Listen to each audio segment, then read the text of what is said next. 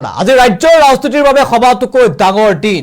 ইতিমধ্যে চৰকাৰ গঠনৰ বাবে আনুষ্ঠানিকতা সম্পন্ন কৰিলে হিমন্ত বিশ্ব শৰ্মাই। 12 তাৰিখে দিনৰ 11 বজাত শপত গ্ৰহণ কৰিব মুখ্যমন্ত্ৰী ৰূপে হিমন্ত বিশ্ব শৰ্মাই। দ্বিতীয়বাৰৰ বাবে হিমন্ত বিশ্ব শৰ্মাৰ নেতৃত্বত চৰকাৰ হ'ব অসমত আৰু মন্ত্ৰীসভায়ো শপত গ্ৰহণ কৰিব 12 মেৰ দিনৰ 11 বজাত। খানাপাৰাত এই বিশাল আয়োজন। ইতিমধ্যে সাজু হৈছে চৰকাৰ, সাজু হৈছে প্ৰশাসন আৰু দেশৰ প্ৰধানমন্ত্ৰী, গৃহমন্ত্ৰীৰ পৰা আৰম্ভ কৰি বহু কেইগৰাকী দেশৰ ৰাজনীতিবিদে অংশগ্ৰহণ কৰিব এই শপত গ্ৰহণ অনুষ্ঠানত।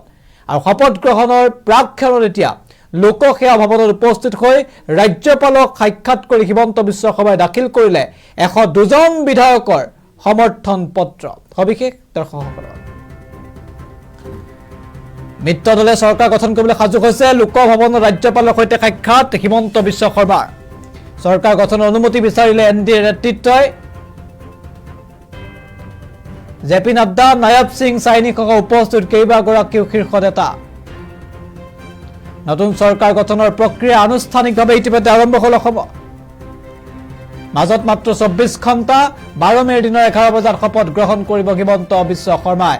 পুনে পুনে মুখ্যমন্ত্ৰী ডক্টৰ শৰ্মাই লোকসেৱা ভৱনত ৰাজ্যপালৰ পৰা অনুমতি বিচৰা সেই মুহূৰ্তটো আমি আপোনালোকলৈ আগবঢ়াইছো পুনৰবাৰ।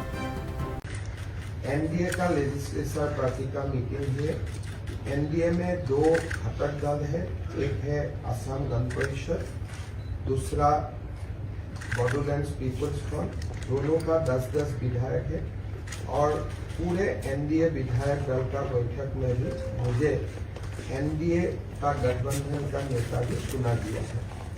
और साथ में असम गण परिषद और बीपीएफ लेजिस्लेचर पार्टी का ओर से भी अलग समर्थन पत्र आपको दिया जाएगा। मैं आपका अनुमति प्रार्थना करता हूं।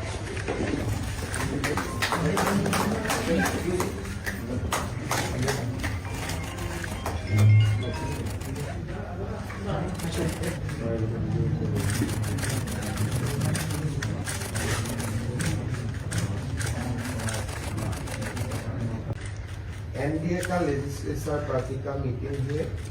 एनडीए में 2 घटक दल है, एक है असम गण परिषद, दूसरा बॉडोलैंड पीपल्स फ्रंट। दोनों का 10-10 विधायक है और पूरे एनडीए विधायक दल का बैठक में भी मुझे एनडीए का गठबंधन का नेता भी चुना गया है। और साथ में असम गण परिषद और बीपीएफ लेजिस्लेचर पार्टी का ओर से भी अलग समर्थन पत्र आपको दिया जाएगा। मैं आपका अनुमति प्रार्थना करता हूं।